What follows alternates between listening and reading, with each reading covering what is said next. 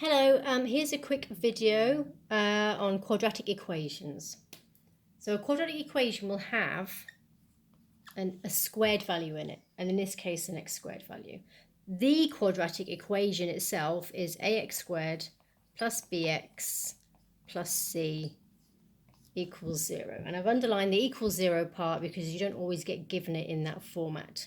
But it's just a reminder to let you know that all of your terms, your squared, your bx, your c, they have to be before the equal sign. And you may be given an equation which is not in this format and you have to rearrange it. So let me show you how to do that first. So you may be given x squared minus x equals 12.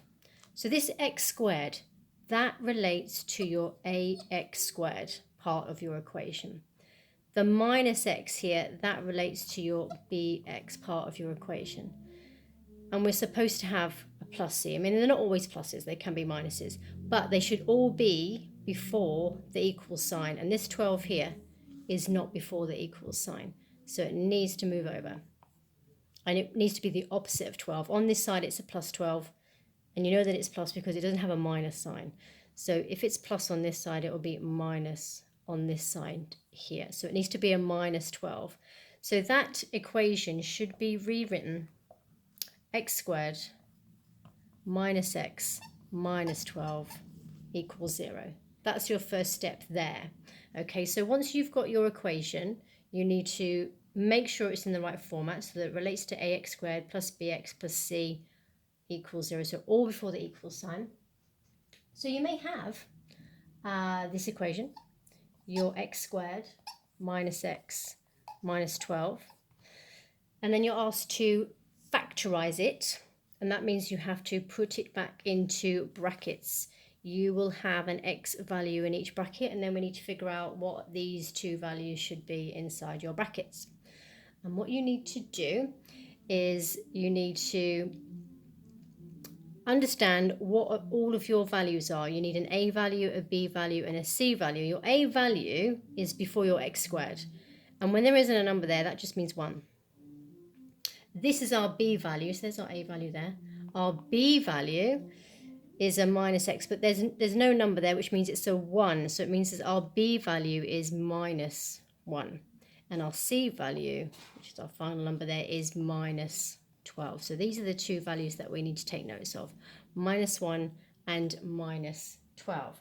Now we need to add or subtract to get minus 1, and we need to multiply to make the 12. And these two numbers in our brackets here have to do that. That's their job. They have to either add or subtract to make minus 1, and they have to multiply to make the minus 12. Now this value here, the c value, that 12, that's what we need to focus on first. We need our factors of 12. So what numbers can we multiply essentially to make 12? So you can multiply 1 by 12, 2 times 6, and 3 times 4. These numbers, these pairs of factors have to equal minus 1.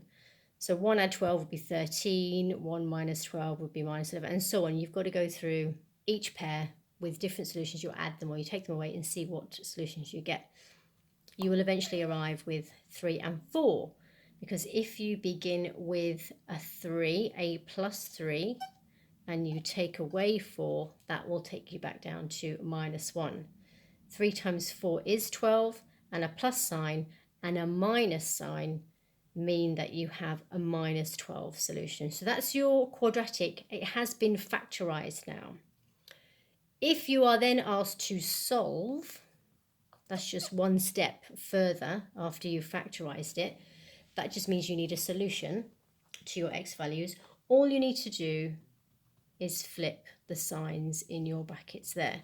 So that would mean that your solution, your fully solved quadratic equation, would be x equals 3 and x equals minus 3, because you've got to flip your sign there. Let me just correct that for you there. So x equals minus 3 and x equals 4, because you just flipped your signs.